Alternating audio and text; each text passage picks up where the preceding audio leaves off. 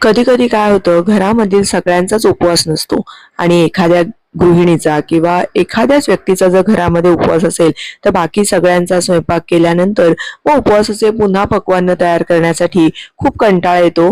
तर अशा वेळी तुम्ही पोटभरीचा आणि पौष्टिक असा हा उपवासाचा उपमा झटकेपट बनवून तयार करू शकता. नमस्कार, मी प्रिया. तुमच्या सगळ्यांचं खूप खूप मनापासून स्वागत.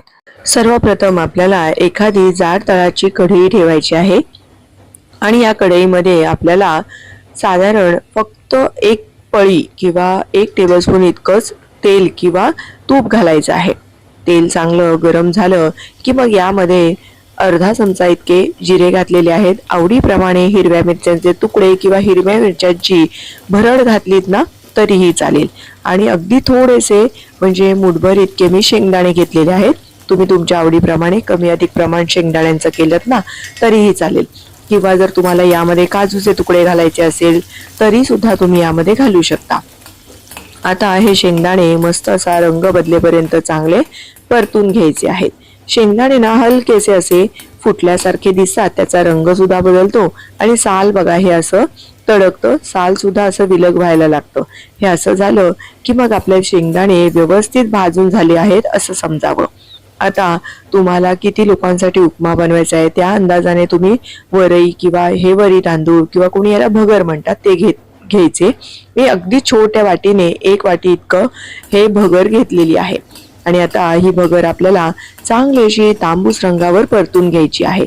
पण बरोबरीने आपल्याला आणखीन एक पूर्वतयारी करायची आहे, ती म्हणजे ज्या वाटीने आपण वरई मोजून घेतली ना त्याच वाटीने 3 वाट्या पाणी एखाद्या पातेल्यामध्ये उकळायला ठेवायचं आणि एक छोट्या आकाराचा बटाटा घेऊन त्याचे मी अगदी लहान लहान असे काप तयार करून घेतलेले आहेत. हे काप आपल्याला या पाण्यामध्येच असे उकळायला घालायचे आहेत. आणि बटाटा आळणी लागायला नको म्हणून चवीपुरतं मीठ सुद्धा घालायचं आहे.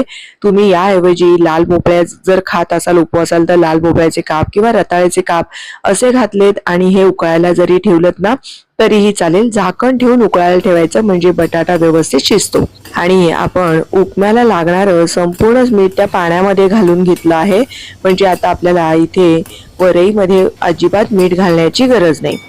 आता ही वरई चांगली आपल्याला हलकासा रंग बदलेपर्यंत म्हणजे थोडीशी अशी तांबूस होईपर्यंत ना परतून घ्यायची. म्हणजे उपमा खायला खमंग लागतो आणि त्या उपम्याचा गिचका होत नाही. छान असा प्रत्येक दाणा मोकळा सुटसुटीत होतो. इथे बघा आपली वरई सुद्धा भाजून झालेली आहे आणि झाकण ठेवून हे जे मी पाणी उकळायला ठेवलं होतं त्यामधला बटाटा सुद्धा शिजला आहे आणि पाणी सुद्धा चांगलं उकळलं आहे. आता हे सगळंच पाणी या वरईमध्ये घालायचं. घालताना मात्र सावकाशीने घालायचं, कारण खूप पाणी सुद्धा गरम आहे, वरई सुद्धा गरम आहे, त्यामुळे अंगावर वाफ येण्याची शक्यता असते. आता गॅस अगदी लहान करायचा, झाकण ठेवून चांगली 2 ते 3 मिनिटाची वाफ काढायची आहे. साधारण 3 मिनिटानंतर वरई चांगली अशी फुलते बघा, होती त्याच्यापेक्षा अगदी दुप्पट फुलली आहे. आता बघायचं आपण, बघा अगदी सुटसुटीत असा आपला उपमा झालेला आहे. अजिबात गिचका वगैरे झाला नाही.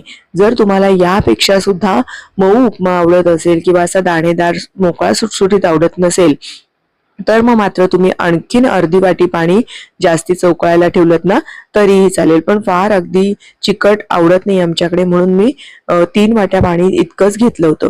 व्यवस्थित वरई शिजली आहे. आता यामध्ये चवीपुरती साखर घालायची आहे. अगदी थोडीशी साखर घालायची आणि मुळात म्हणजे लिंबाचा रस पिळायचा. लिंबू, साखर, मीठ, मिरचीचा तिखटपणा, असं आंबट गोड तिखट चटपटीत चवीचा आपला हा उपमा बनवून तयार होतो. आता थोडीशी बारीक चिरलेली कोथिंबीर घातली आणि पुन्हा हे एकदा चांगलं मिसळून घेतलं.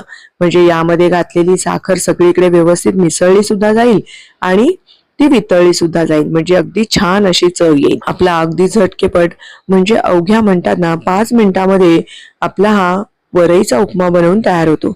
आणि पोटभरीचा सुद्धा आहे. वरई ही आरोग्याच्या दृष्टीने पौष्टिक आहे, त्यामुळे तुम्ही असा हा उपमा नक्की करून पहा. आणि सर्व करताना थोडंसं ओलं खोबरं, बारीक चिरलेली कोथिंबीर आणि एखादी लिंबाची फोड देऊन तुम्ही हा उपमा सर्व करू शकता. तुम्हाला ही आजची रेसिपी कशी वाटली हे मला कमेंट करून नक्की सांगा. व्हिडिओ थोडा जरी आवडला असेल तर प्लीज एक व्हिडिओला लाईक करा. तुमच्या मैत्रिणींना, नातेवाईकांना जास्तीत जास्त शेअर करा. असे छान छान प्रमाणबद्ध व्हिडिओज पाहण्यासाठी प्रियाज किचनला सबस्क्राईब सबस्क्राईब करा आणि बाजूला असलेले बेल आयकॉन सुद्धा प्रेस करा. या एकादशीला असा हा उपमा नक्की करून पहा. पुन्हा लवकरच भेटूया. धन्यवाद.